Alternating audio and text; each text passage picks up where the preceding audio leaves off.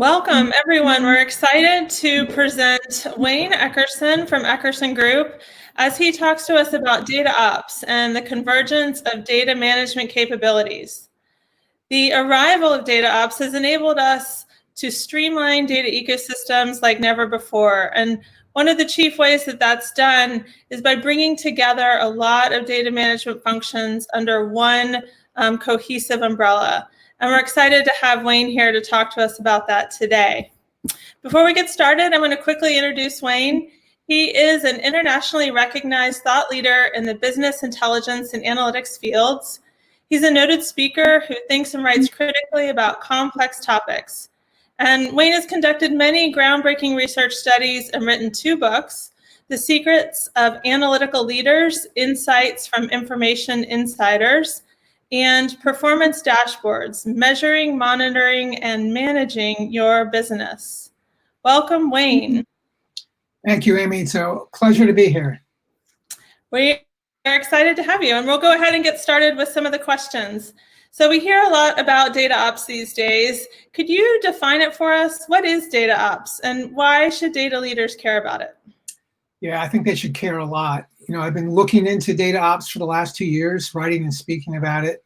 And it's kind of this vague term that I think a lot of people have trouble wrapping their minds around. But if you boil it all down, it's really about building, managing, and deploying data pipelines, which are really the glue that connect data to people who need it, right? And even more than that, I do think it really holds the promise for achieving the holy grail of data management, which is faster, better, cheaper. And the business has been asking data folks for years and years and years to deliver data and analytics solutions faster, better, and cheaper, but it's always eluded them. And I do think DataOps has the promise to deliver on that. Now, if you look at the origins of DataOps, it comes a lot from the DevOps space, which is how software engineering kind of grew up. 20, 30 years ago, software engineering was the realm of the cowboy coders, right? And that was great as long as the cowboy stayed in town. But if he left to some other pastures, you're out of luck. And it certainly didn't scale. So DevOps really brought to software engineering maturity, scalability, reusability, and team-based development so that you could build solutions more quickly at scale with higher levels of quality. And so we're bringing that same premise to the world of data. Now, DataOps also leans on lean, to streamline our pipelines, deliver them as efficiently and cost effectively as possible. It leans a lot on total quality management, which is to test frequently and reduce your data defects. It also leans a lot on agile, so incremental development, team-based development. So all those things get mixed together into a DataOps endeavor, if you will.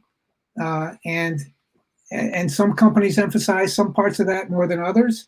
But on the whole, it's something that I do believe is going to take us into the future in a much better way than we are today.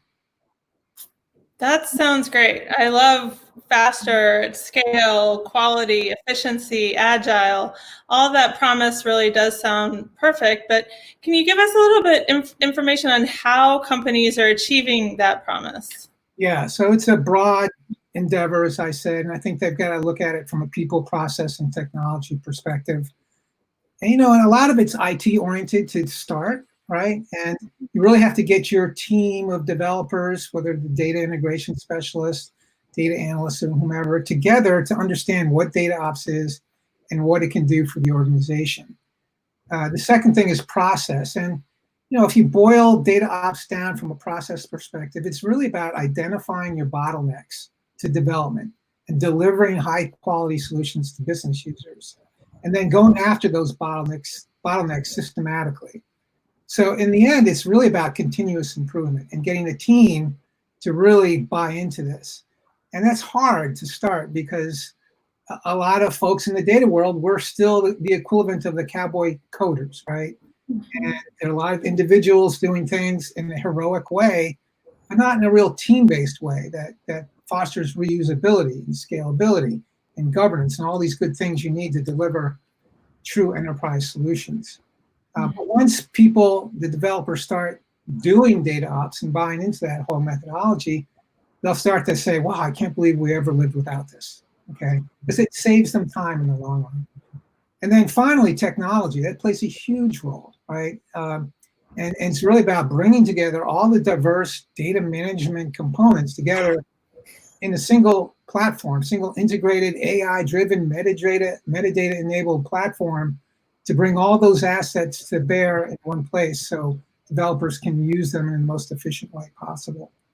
A lot of companies start by dabbling with the DevOps technology from a DevOps world, like continuous integration, continuous deployment, Git repositories, continuous testing and monitoring. Those are all very important, but a lot of those things now are going to get built into data pipeline platforms or data management platforms built specifically for the data world, not the software engineering world. So people, process, technology, that's how you do it. That's so interesting. And I feel like the technology part is so important. Obviously, here at Zaloni, as we're doing a data ops tool ourselves, we're very interested in watching this market. And to your point, I think a lot of people are approaching it from different entry points. Generally happens with enterprise-wide challenges. So as data ops tools grow and the demand for them does as well, how do you see the market for data ops tools evolving? Yeah, that's a good question. And I think, today we're kind of emerging out of what I would call the purpose-built tools for data management, a tool for every pain that you have, just scratch every pain, whether it's data quality or data catalogs or data governance. And I think we're starting to move into, as I said earlier, the platform, which pulls all these capabilities together. Data mastering, data catalog I mentioned, data provisioning in sandboxes, data integration. All these things really are, variations on the same theme. And if you pull them together in a platform and integrate those capabilities, you're going to streamline your processes and make your developers a heck of a lot more efficient, as well as your data analysts out in the business. Hopefully, this platform is both suited to both professional developers and business developers. So it has low code, no code option, as well as code-based options for more serious developers. So supporting both communities, building pipelines on demand. Yeah, that's really interesting. I find this convergence of the IT sphere and the analytics data science sphere to be under one cohesive platform to be super important. I think for everyone wanting to do AI and ML today, you're not going to get those better AI outcomes unless you're really able to tie those functions. And I do see that as a core benefit of a data ops end-to-end platform. You touched on streamlining and efficiency. Can you speak a little bit more to some of the other benefits of having an end-to-end view of data ops and that data lifecycle through an enterprise-wide platform? Yeah, I think I've touched on some of the benefits. Reuse is a big one. If you go from individual developers to a team-based environment that's more scalable, you need to have a common environment where everyone can collaborate. They can see what everyone's doing. They can borrow what's useful for them. They can build on each other's work without interfering or stepping on that. So, those are some of the technical benefits. Also, if you can integrate everything, you can start to automate these platforms. And if you build tests into every step of the workflow, you can be assured that the end results, once it goes through all the tests and passes, you can automate that and deliver it and have confidence.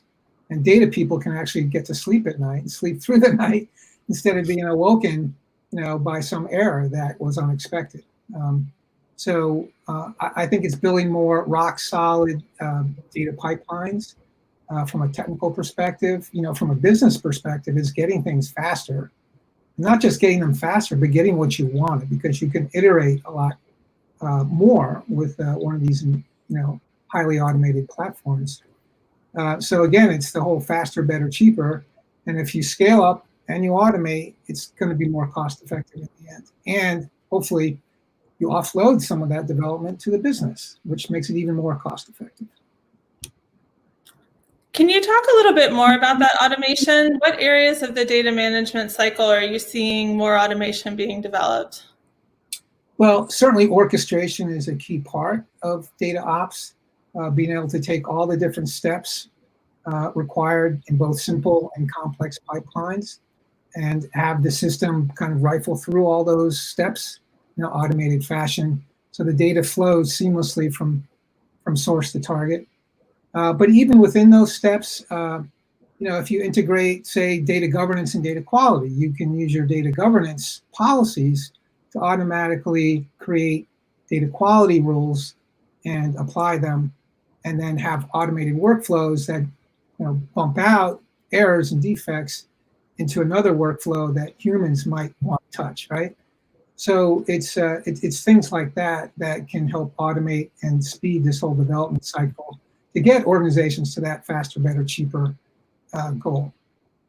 Yeah, I think that's a really good point. We're seeing a lot of demand for automation within the governance sphere, not only from our traditional IT and data science groups, but from risk and compliance as well. As enterprises want to incorporate a standardized approach to governance so that they can use those automated workflows as part of their compliance program, especially with a lot of the regulations that have been increasing around the data space. That's been a really popular request. Oh, that's interesting. Yeah, I hadn't thought about that, but it's so true. It's so true. In this world of data, we have to comply with a lot of different regulations. And yeah. These platforms are actually really good for auditors too, to go in and very quickly understand what's there and how so like for instance, data lineage is a key part of a data management platform. And that's something that an auditor would really get a lot of value from. Another benefit I forgot to mention is that if you can streamline and automate, you actually free up your developers to focus on more value-added activities instead of running down the latest data defect or a job that stopped working unexpectedly. Now they can focus on more strategic initiatives in the organization, like supporting Customer 360 or intelligent supply chains and things like that, and digital transformation. So we've forced our data people to be heroes and working 12 hours a day to address all these different data tickets that keep piling in, new requests as well as things that are broken. And I think DataOps has the potential to reduce all those tickets so they can actually think straight and work strategically. I think that's a great point. Development teams these days can get sidetracked on fire drills too often, and it really detracts from your ability to build those new products, to achieve your Customer 360, all those things that are on your wish list, and too often get pushed down through a fire drill of whether it's customer-based or just technology-based. So that's a really good point. So you mentioned data lineage is something that's very important. We talked a little bit about collaboration and maybe even going into that a little bit more, because I think data collaboration is huge in terms of DataOps benefits. So as you're thinking about those sort of individual tactics, what should users be looking for when they're looking for a DataOps platform? What are kind of those keys to success that you need to have end-to-end control and view? Yeah, so you mentioned end-to-end, and that's both the benefit and the liability of a platform. It's end-to-end, it integrates everything, which gives you all the benefits we've talked about. But if the platform is not extensible and has all the functionality you need, you can get locked in, and no one wants to get locked in this day and age. So the first two things you need to look for: does it have the functionality you really need? Is it going to adequately support your developers? Can they still write code in Python, for instance, or whatever language they want, or not? And then also, is it extensible? Does it have open APIs? So third parties, for instance, can write plugins to the platform.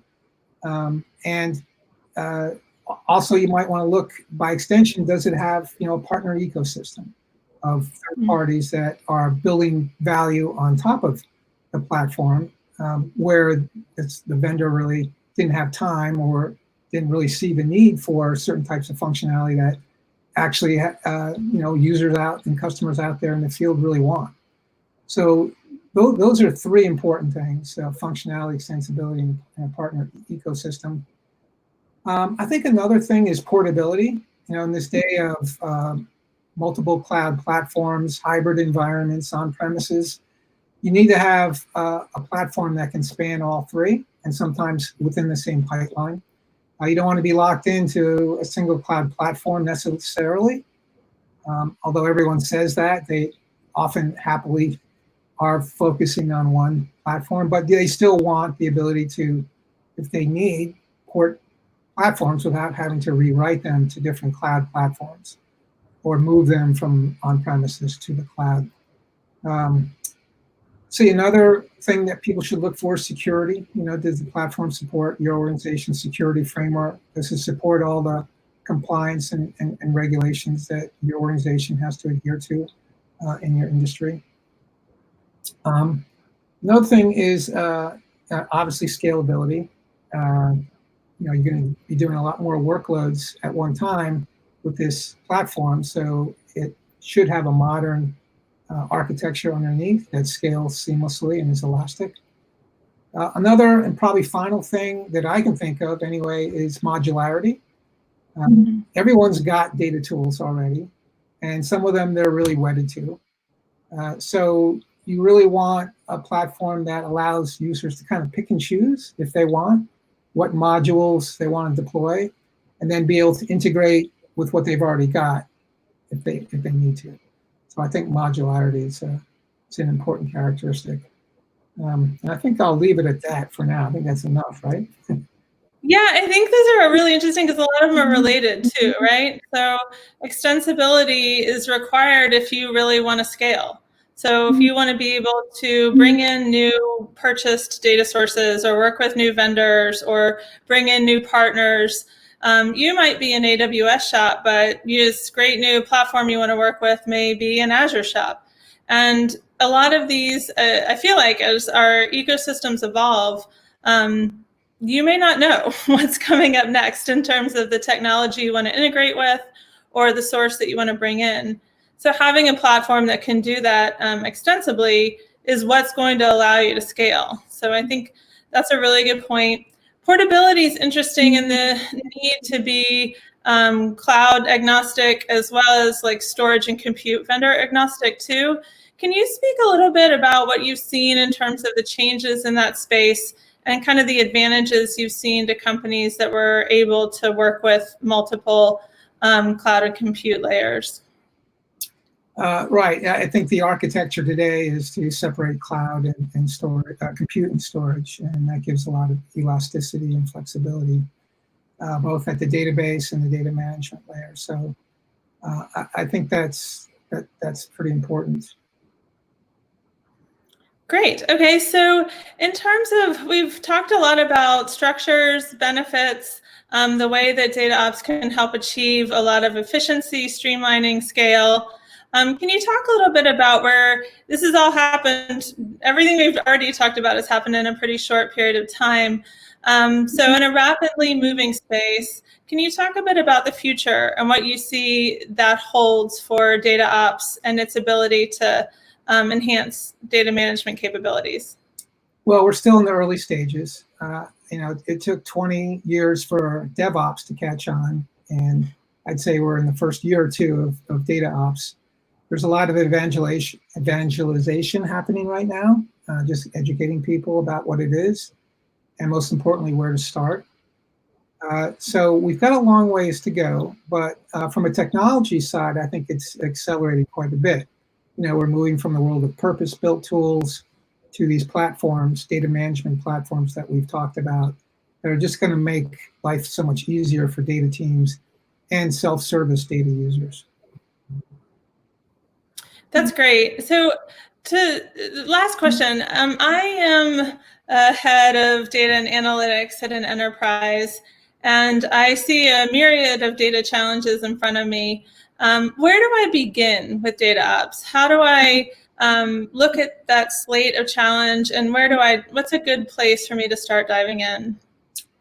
Yeah, as I said earlier, I think the place to start is to think about people, process, and technology, and to kind of bucket your task list between those. So people, educate people, what it means. Process, start to get the team together to really focus on what are those top priority bottlenecks that we need to address. And third, start looking at some of these integrated data platform tools that can really streamline that process. That's great. And do you see a lot of these efforts being started more from the business side these days or more from technology, or is it usually a co-effort from the beginning? Where do you see a lot of the momentum emerging? Yeah, I see a lot of it starting with the IT department. That's been under constant pressure for many, many years to, do go faster, better, cheaper. And, I think they're glomming onto this as a way to finally achieve that. However, the business, once they see what it can do, they're cheering as loudly as they can to urge this on. Now, it does take it takes some courage on both parts, on business and IT, because the teams that have been best practitioners of DataOps, they actually spend a lot of time just reviewing their processes and figuring out how to make things better. For instance, they may do 4 sprints of 2 weeks each. That 4th sprint might be focused on DataOps, reviewing your processes and your tools and your technology to figure out how you can do what you just did better and faster and cheaper. And that takes a lot of courage to slow down to go faster. So that's the paradox of DataOps. As is true, I've been finding a lot of things in life that sometimes the opposite of what you think you need to do is what you need to do. So in data space, we've been, churning like ducks, paddling as fast as we can underwater, trying not to let the business see how hard we're working to meet their simple needs. Yet I think we have to stand up and say, hey, we've got to stop. If you want us to go faster and go better and do it cheaper, we need to think about what we're doing more systematically and apply some of these principles so that we can go faster. So it's a little bit of investment of time to make this work. I think that is a great way to end, and such a good point. A ton of benefit will be derived, but you need to take the time to think it through and see how you're going to implement and achieve those benefits of cost reduction, acceleration, streamlining, and better controls. So thank you. That is very, very helpful. And I certainly appreciate all of your time today, Wayne. Having your expertise here and helping us understand a lot of the benefits and current movement of DataOps and how it really helps converge our data management capabilities has been really enlightening for me, and I hope for everyone else on the call. All right. Sorry, go ahead. You're welcome, Amy. It was a pleasure to talk with you. It's always a pleasure to talk to you, and we really appreciate having you here today.